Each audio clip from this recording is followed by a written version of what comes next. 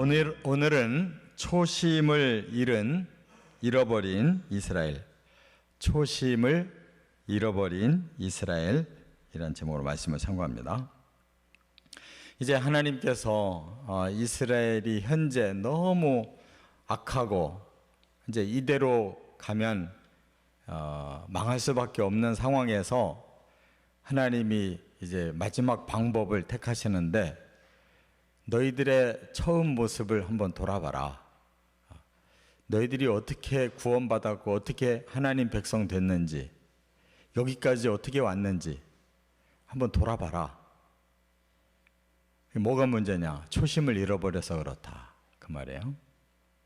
이것이 우리를 돌이키게 하는 아주 중요한 방법이에요. 우리가 초심을 잃어버리면 방향을 잃어버리기 때문에 이제 어디로 어떻게 가는지도 모르고 이제 세상 흘러가는 대로 가다가 결국은 이제 종착지까지 오게 된 건데, 그러나 하나님은 아직도 이스라엘을 버리질 않고 어떻게 해서라도 돌이키게 하시고 회복시키려고 이제 처음을 한번 돌아보라는 거예요. 지금 현재 초심을 잃어버려서 그렇다, 그 말이죠. 그러면 과거 이스라엘이 신실했던 때 이제 뭐를 돌아봐야 되느냐 하는 거예요. 중요한 세 가지가 있어요. 첫째, 여기 11장 12절부터 이제 12장 6절까지 이 7절에는 뭘 말씀하고 있는가 하면 하나님의 선택을 받은 자였다. 선택받은 자라는 것을 기억하게 하시는 거예요. 그래서 이 3절부터 이제 그 얘기를 하는데, 모태에서 형의 발꿈치를 잡고 나왔다 그래서요. 그 야곱의 그 특징, 이스라엘이라는 이름을 처음 받았던 사람이 야곱이잖아요. 그리고 그 자손들을 전부 이스라엘 하나님의 친백성으로 삼아주셨는데, 그 시족격인 이 야곱이 어떻게 출발한 사람이냐? 그는 차자였어요. 장자가 아니었다고요.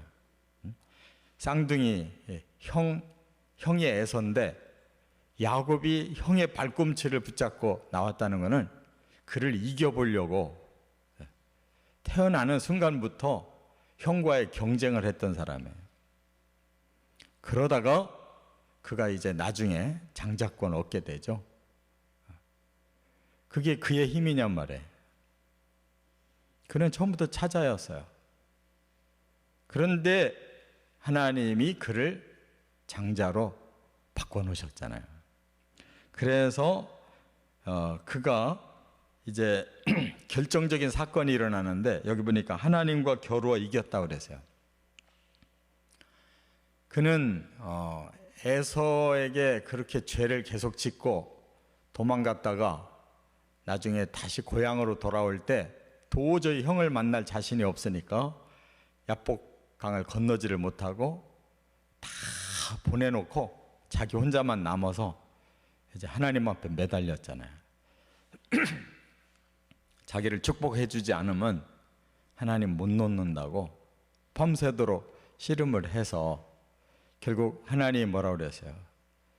네가 이겼다. 하나님과 겨뤄서 이겼다 하면서 너는 이제부터 이스라엘이다, 이렇게 이름을 바꾸셨잖아요. 야곱이라는 이름은 사실 도둑놈이라는 뜻이거든요. 근데 이스라엘은 정반대로 그냥 하나님의 태자예요. 그러니까 신분이 180도로 바뀌어진 거예요. 그걸 야곱이 했느냐 말이에요. 야곱이 하나님 앞에 믿음을 보여드렸을 뿐이지 하나님이 그를 선택해 주셨어요. 장자로 선택하고 선민의 조상으로 선택하셨다. 그걸 강조하시는 거예요. 뿐만 아니라 그가 베델에서 하나님을 만났다, 제가 오늘 본문에 그러는데, 그가 형을 피해서 도망갈 때, 아람으로 도망갈 때 그 돌베개 베고 아주 처량하게 잠이 들 때 하나님이 나타나셨잖아요. 그래서 저 하늘까지 사닥다리가 연결이 되어 있는데 하나님의 성령이 오르락내리락 하시고, 그래서 그가 잠을 깨가지고 내가 여기서 하나님 만났다, 여기가 하나님 집이구나. 그래서 이름이 베델로 바뀌었잖아요. 그런데 어제 말씀대로 그 베델이, 하나님의 집이 벳아웬, 헛것의 집이 돼요. 우상의 집이 돼버렸어요. 지금 하나님께서 과거를 돌아보게 하시는 것은 전적으로 하나님의 선택으로 놀라운 하나님의 친백성이 됐는데, 지금은 어떠냐 이거예요. 지금은 여기 11장 12절에 보니까 거짓과 속임수와 정함이 없다. 그러니까 완전히 가짜가 되어 있는 거예요. 뭐 거짓말 얼마나 잘하는지, 얼마나 남을 속이는지, 이게 본래 본색대로 간 거예요. 야곱의 본 성격이 그런 사람이에요. 에서를 얼마나 잘 속였어요. 아버지 이삭을 얼마나 잘 속여가지고 기도받았어요. 그런 성격이 있는 사람이 그대로 돌아가 버렸어요.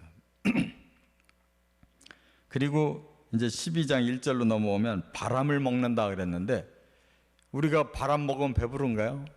일시는 뭔가 막 충만한 것 같아요. 그런데 이 허파에 바람 든 사람이, 병든 사람이, 엉뚱한 소리 하는 사람들, 너 허파에 바람 들어갔냐? 그런 소리 하잖아요. 그러니까 헛것을 찾고 욕심내고 찾는 사람들, 이렇게 헛바람이 들은 사람들. 또 여기 보니까 거짓과 포학을 일삼는다 그랬어요. 그러니까 이 아주 세상에서도 가장 완악한 사람들이 뭐 거짓말 밥 먹듯 하고, 뭐 안 되면 포학으로, 무력으로 막 상대를 겁주고 때리고 이래가지고 자기 뜻을 이루잖아요. 완전히 깡패라는. 지금 이스라엘이 그렇게 됐다는 거예요. 그리고 아수르와 계약을 맺고 기름을 애굽에 보낸다. 이 말은 뭐예요? 강대국만 지금 손잡으려고 하는 거예요. 그래서 뭔가 잘 보이려고 기름도 보내고, 뭐 아수르에게 살살 빌어서 우리와 평화협정 맺자고 하고, 국제 정세를 안정되게 하면 나라가 잘 될 줄 알았는데 결국 강대국에 먹힌 거잖아요. 그러니까 정신 바짝 차려야 돼요. 뭐가 정말 우리를 살려줄 대상인지를 알아야 되는데, 하나님하고는 거리가 멀고 세상의 힘만 붙잡고 의지하면 나중에 그 힘 때문에 망하는 거예요. 그대로 보응할 거라고 그랬어요. 이처럼 하나님이 우리를 선택했는데 우리는 엉뚱한 세상을 선택하고 세속의 거짓과 포악을 선택하면 이는 망하는 수밖에 없어요. 두 번째, 7절부터 11절, 하나님의 계시를 받은 자였다 하는 거예요. 선택만 받은 게 아니에요. 하나님의 진리를 받은 민족이 이스라엘이에요. 그래서 여기 9절에 그랬어요. 너희를 애굽 땅에서부터 너희의 하나님 여호와가 되었다. 그러니까 애굽 땅이라는 말을 쓸 때마다 이스라엘은 기가 죽어요. 노예 생활하던 자들이거든요. 형편없는 자들. 근데 하나님이 그때부터 그들의 여호와 하나님이 되어주셨대요. 모세 보고 뭐라 그랬어요? 나는 스스로 있는 신 여호와다. 그래서 내가 이제부터 너희를 나의 백성으로 삼고 내가 너희를 구원해 줄게. 그래서 시작한 민족이에요. 노예를. 그리고 여러 선지자들에게 이상을 많이 보여주시고 선지자들을 통해 비유를 베풀었다. 이 말은 뭐예요? 이스라엘 지금까지 우리가 읽은 이 모든 구약의 말씀이 하나님이 이스라엘에게 주신 이 진리잖아요. 이게 계시의 말씀. 이 말씀은 이스라엘 민족에게만 줬지 다른 민족에게 준 바가 없어요. 성경은 이스라엘 사람들에게서 나온 거예요. 그 민족을 선택하고 그 민족의 모세로부터 모든 선지자들에게 이상과 비유의 말씀을 주셔서 성경이 만들어진 거예요. 유일하게 성경 받은 민족이 이스라엘 민족밖에 없어요. 성경은 두 권이 없어요. 한 권밖에 없어요. 얼마나 영예스러운 민족이에요. 하나님 진리를 받은 사람들인데. 그런데 현재는 어떠냐? 여기 7절에 보면 이런 말을 해요. 너희는 상인이 되었다. 이 상인이 뭐예요? 장사치예요. 그냥 어떻게라도 이득을 남기려고 그냥 조잡스럽게 여기 보니까 거짓 저울을 만들어서 속이기를 좋아했다.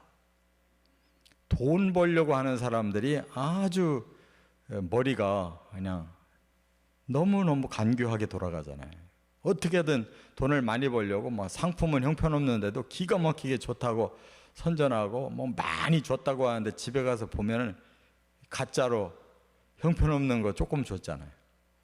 그런 짓을 해서 이렇게 돈만 벌려고 하는 상인이 돼버렸대요. 하나님의 진리를 계시받은 사람들이 이처럼 장사꾼이 되어 있다는 거예요. 그러면서 나는 실로 부자라. 이 계시록에도 이런 말씀 나오잖아요. 자기가 나는 부자다. 나 없는 게 없다. 나는 아무리 나 자신을 돌아봐도 죄가 안 보인다. 죄가 없대요.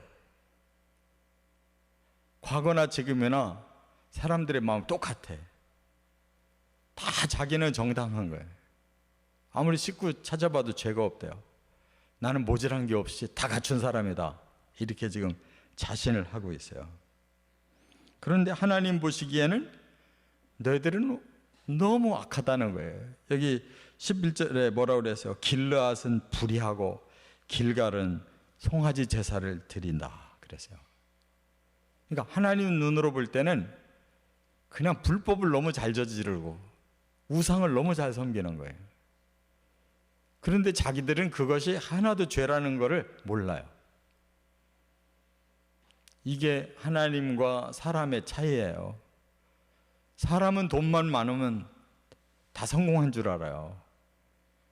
그냥 부유하게 신나게 하고 싶은 대로 하고 살면 그게 성공인 줄 아는데 하나님은 그런 거는 관심 없어요. 그게 문제가 아니라는 거예요.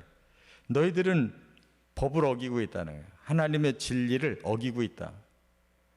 하나님의 백성이 하나님 버리고 엉뚱한 신 섬겨서 복 받으려고 마음이 완전히 변해 있다는 거예요.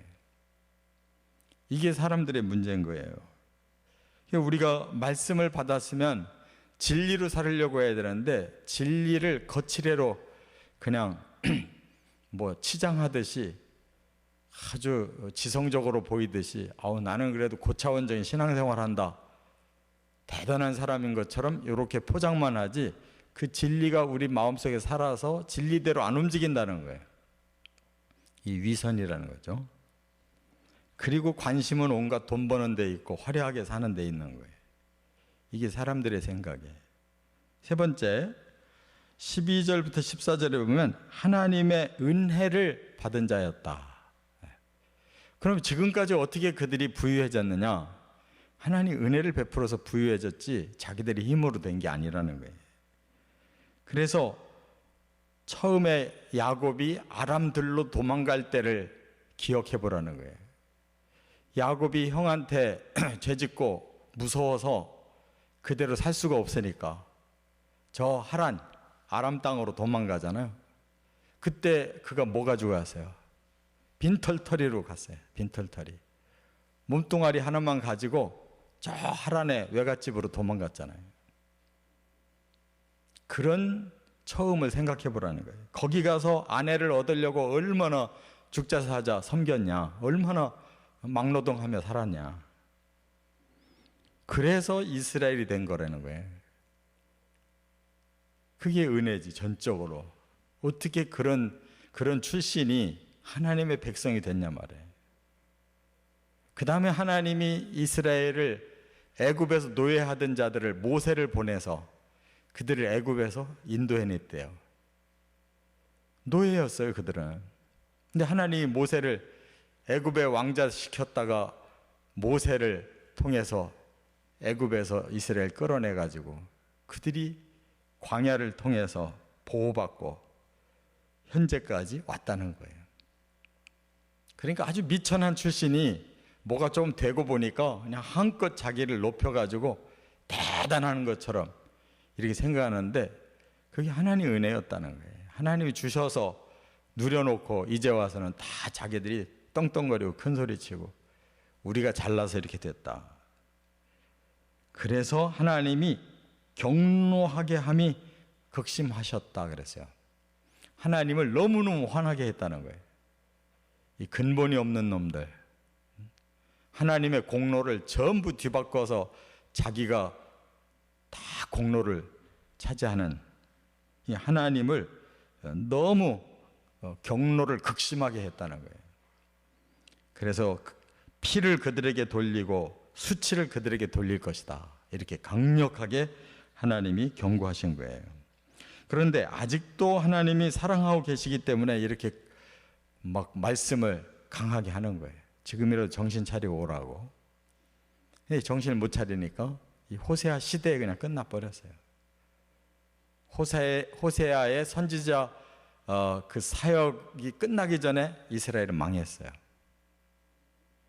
그러니까 이처럼 지금 다급하게 하나님이 호세아를 통해서 이렇게 예언을 주실 때 귓전으로 들은 거예요. 설마 그럴 일이 있겠냐. 우리가 애굽하고도 협정 맺었고 아수르하고도 협정 맺었는데 누가 우리한테 덤빌 놈이 어디 있냐. 근데 아수르에게 먹혔잖아요. 그 누구를 믿어요? 이와 같이 우리가 초심을 잃어버리면 안 된다는 거. 하나님의 선택받았고 하나님의 진리를 받은 사람들이고 하나님의 은혜로 살아온 사람들인데 그 하나님 버리면 안 된다는 거. 하나님 대신 우상과 물질이 우리를 사로잡으면 사람은 변질된다는 거 꼭 깨닫고 하나님 앞에 바로 서서 살아가시기를 주의 이름으로 축원합니다.